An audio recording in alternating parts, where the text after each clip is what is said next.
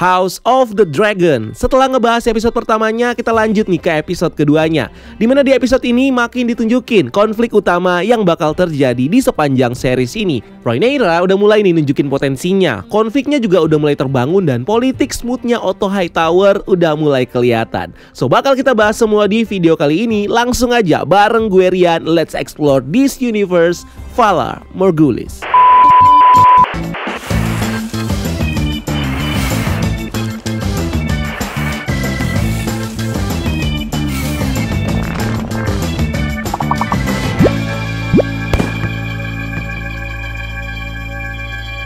House of the Dragon episode kedua dibuka dengan intro seperti Game of Thrones dengan soundtrack yang sama dan visual yang kental sama elemen House Targaryen yang punya role besar di series ini. Opening scene-nya sendiri adalah penggambaran dari kota Old Valyria. Episode kali ini menceritakan salah satu masalah besar yang terjadi di wilayah Stepstones, yaitu serangan pasukan Triarki yang dipimpin sama Prince Admiral yang bernama Craghas Dahar alias Crab Feeder. Crab Feeder sendiri memimpin pasukan Triarki untuk membantai semua bajak laut dan kriminal di Stepstones supaya bisa membuat jalur pelayaran yang aman untuk Triarki, di mana Stepstones adalah salah satu jalur pelayaran penting yang dimiliki Westeros. Sayangnya ini nggak dianggap serius oleh Small Council, hanya Corlys Velaryon, Master of Ships, The Lord of Driftmark yang menyadari kalau serangan Crab Feeder ini adalah sebuah ancaman, khususnya untuk House Velaryon yang basicnya kekuatannya berada di laut. Nah, kalau jalur pelayaran ini jatuh ke tangan Triarki, ini akan membuat House Velaryon kehilangan posisi strategis mereka dan akhirnya akan membuat mereka mengalami kerugian yang besar. Lord Corlys sendiri sudah kehilangan beberapa kapalnya selama serangan dari pasukan Crab Feeder ini.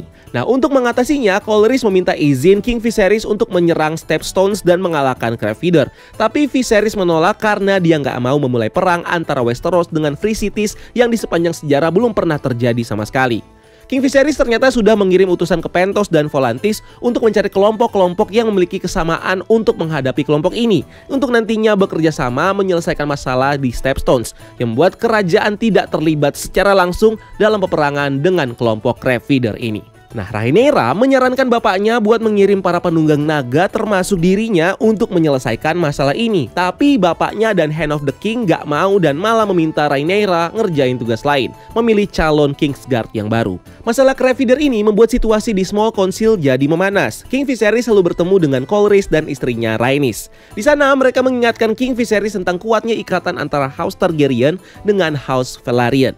Corlys menyarankan King Viserys untuk menikahi anak perempuannya supaya raja bisa mendapatkan keturunan pewaris baru dan sebagai bentuk ikatan untuk keluarga Targaryen dan Velaryon. Kedua house ini dulunya adalah house yang berkuasa bersama dengan House Celtiger di wilayah Old Valyria sebelum terjadinya bencana Doom of Valyria.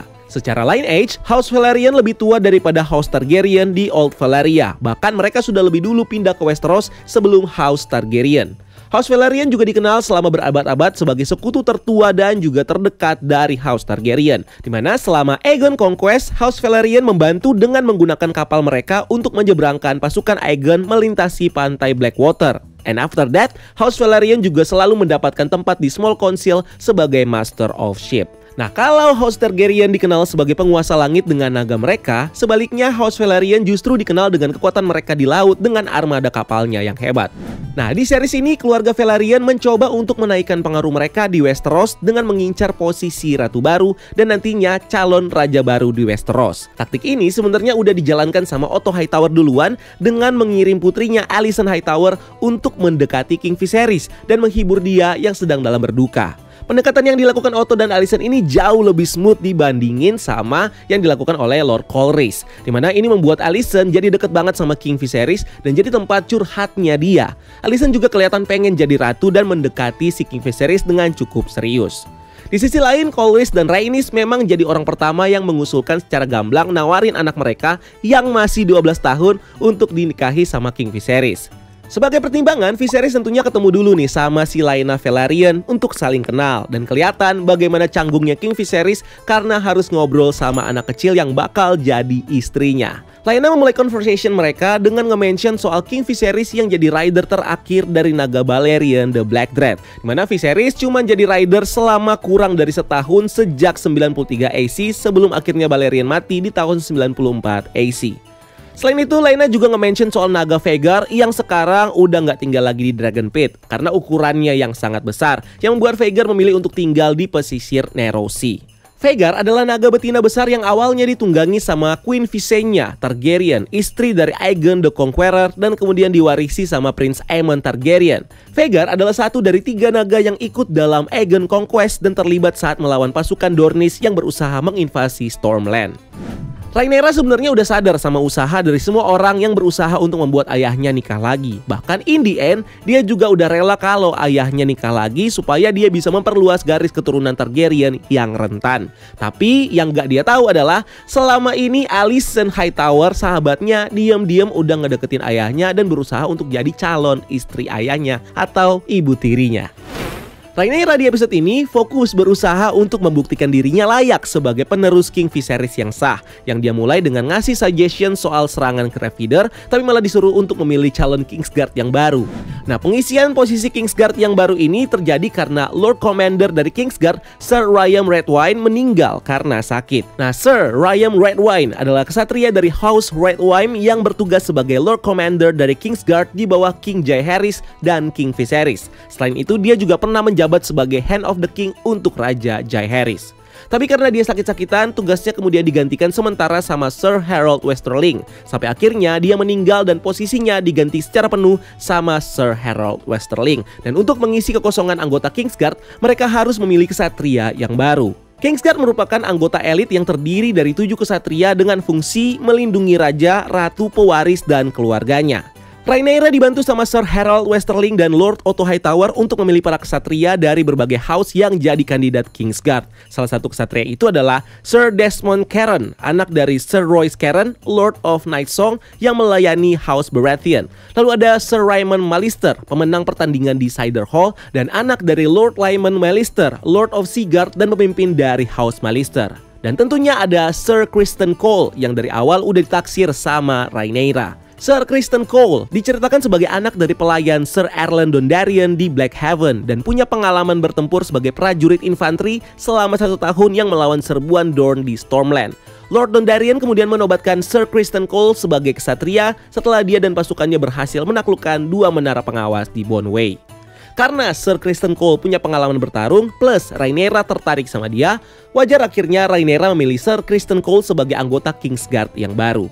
Otto Hightower menyarankan untuk memilih kesatria dari House Craighall, Malister, atau Seaguard yang dia nilai sebagai sekutu yang penting untuk pertahanan King's Landing, terutama karena pengalaman mereka melawan pencuri dari Iron Island yang dikuasai sama House Greyjoy. Next, tiba-tiba ada laporan kalau 1 telur naga berhasil dicuri oleh Daemon Targaryen dari Dragon Pit. Daemon diceritakan menduduki Dragonstone selama setengah tahun dan dilindungi sama pasukan City Watch yang loyal sama dia. Dia juga mengirim surat ke King Viserys dengan mengumumkan kalau kekasihnya Lady Mysaria sedang hamil dan mereka akan menikah dalam 2 hari. Mysaria adalah pelacur pribadinya dari rumah bordil yang dia beli. Daemon berencana untuk mengikuti tradisi House Targaryen dengan memberikan istrinya yang hamil sebuah telur naga untuk ditaruh di buayan bayi. Di mana dari tradisi setiap anak Targaryen akan dipilihkan telur naga untuk ditaruh di cradle bayi mereka dengan fungsi membangun bonding antara si anak dengan naganya kelak yang akan mempermudah proses bonding ketika si anak ini menunggangi naganya. Nah, telur yang diambil Daemon ternyata adalah telur dari naga Dreamfire, telur yang sebelumnya dipilih Rhaenyra untuk buayan Pangeran Baelon, adiknya yang meninggal. Dan by the way, Dreamfire sendiri adalah seekor naga betina biru yang pernah ditunggangi sama putri Rhaena Targaryen dan Helaena Targaryen. Ini adalah kali kedua dari Daemon untuk kembali memprovokasi kemarahan kakaknya. Dan kali ini yang emosi bukan cuma King Viserys, Rhaenyra juga ikutan emosi. Viserys berencana untuk datang ke Dragonstone bersama pasukannya dan menyeret Daemon sendiri. Tapi ini dicegah sama Lord Otto Hightower demi keselamatan raja. Berangkatlah Otto bersama dengan Sir Harold, Sir Criston Cole dan juga pasukannya untuk bertemu sama Daemon di Dragonstone. Mereka saling ngancam dan Daemon ngeluarin senjata andalannya, yaitu naga Caraxes untuk menakuti mereka. Dan tiba-tiba datanglah Rhaenyra bersama naganya Syrax.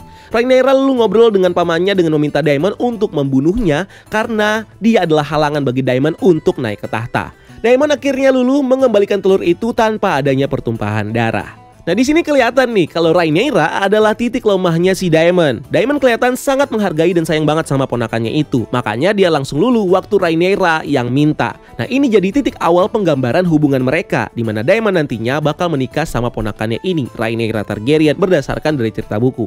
Biasanya kalau di film ya agak-agak mirip. Turns out ternyata Mysaria belum hamil sama sekali dan bahkan dia nggak pengen hamil sama sekali. Dia juga nggak tahu rencananya Daemon yang mengumumkan pernikahan mereka, di mana ini membuat Mysaria takut dan terancam karena posisinya nanti. Mysaria tahu kalau posisinya sebagai ratu atau istrinya Daemon adalah posisi berbahaya, sedangkan yang dia pengen justru terbebas dari rasa tidak aman. Apalagi ditambah Mysaria yang nggak pengen punya anak. Dari sini kelihatan kalau hubungan mereka ini nggak akan works. Tapi kalau di bukunya Mysaria sendiri bakal punya posisi penting. Dia bakal jadi Master of Whisper dari Rhaenyra ketika konflik sebenarnya terjadi di series ini. Next, King Viserys harus menghadapi dilema untuk memilih siapa calon istrinya antara memilih Laena Targaryen untuk memperkuat power dan politiknya atau memilih Alicent Hightower yang belakangan nemenin dia terus. Kalau dia memilih Laena, Viserys sebenarnya bisa diuntungkan karena House Velaryon punya resource armada laut yang kuat. Tapi Viserys agak keberatan karena Laena masih terlalu muda dan sepertinya disetir sama bapaknya. Sedangkan di sini Viserys lebih condong untuk memilih Alicent karena pertama, dia adalah putri dari Otto Hightower, Hand of the King yang paling dia percaya. Dan kedua, Alicent ini bisa dibilang udah deket banget sama Viserys dan menghibur dia selama masa dukanya. Tapi kalau dia memilih Alicent, ini akan membuat Corlys Velaryon merasa dikhianati dan berpotensi menjadikan dia sebagai musuh. In the end, Viserys memilih Alicent sebagai istrinya, yang ternyata nggak diterima sama anaknya sendiri, Rhaenyra. Ibarat kata, Babe boleh nikah lagi, tapi nggak sama sahabat gue juga kali. Dan dari sini hubungan persahabatan antara Rhaenyra dan Alicent mulai rusak. Selain itu, ini juga memicu hubungan buruk antara King Viserys dan Corlys Velaryon. Corlys yang kecewa malah lebih memilih beraliansi dengan Prince Daemon Targaryen. Dan aliansi ini dimulai dengan melawan ancaman triarki dan crab feeder di Stepstone, di mana Corlys membujuk Daemon dengan mengatakan kalau ini bisa jadi kesempatan Daemon untuk membuktikan dirinya kalau dia pantas menjadi raja. Daemon pada akhirnya setuju dan dia akan bekerja sama dengan Corlys melawan crab feeder dan pasukannya di sebuah perang yang dikenal dengan nama War of the Stepstone, di mana perang ini nantinya akan menentukan posisi Daemon sebagai penguasa di Westeros yang bakal dieksplor lebih lanjut di episode 3 nanti. Episode ini ditutup dengan mereveal first look dari karakter Craghas Dahar yang di sini memaku lawan-lawannya di tepi pantai untuk mati dimakan kepiting. Di mana aksinya ini yang akhirnya membuat Craghas mendapatkan julukan sebagai Crab Feeder. Di series ini, masing-masing orang punya kepentingannya masing-masing yang bikin series ini jadi seru banget. Dan politik yang dijalanin sama Otto Hightower ini smooth banget dan pinter banget. Apalagi si Alicent Hightower yang pinter banget mengambil hati raja dengan ngasih pengganti batu miniatur dari naga yang sebelumnya hancur, yang bikin hatinya raja ini udah mulai terbuka pelan-pelan. King Viserys bakal punya anak laki-laki baru bersama Alicent dan kerajaan tentunya akan lebih mendukung seorang laki-laki untuk menduduki tahta kerajaan yang tentunya bakal membuat posisi Rhaenyra nggak lagi aman sebagai pewaris tahta. Ketika dia didepak dari posisinya, dia bakal pergi ke pamannya Daemon dan akhirnya bersatu dan akan melawan Viserys dan anak laki-lakinya nanti, Aegon Targaryen. So itu dia semua yang bisa kita breakdown dari episode kali ini. So please komen di bawah kalau mungkin ada hal yang gue lewatin atau kalian punya pendapat tentang series ini. Dan thank you udah nonton video ini. Jangan lupa untuk like video ini dan subscribe sebagai bentuk dukungan kalian buat channel ini. Cari kita juga di TikTok dan di Instagram breakdown.universe karena kita juga bikin konten di sana. Dan jangan lupa lakukan satu kebaikan hari ini. See you on the next video. Gue Rian, until next time. Keep exploring the multiverse.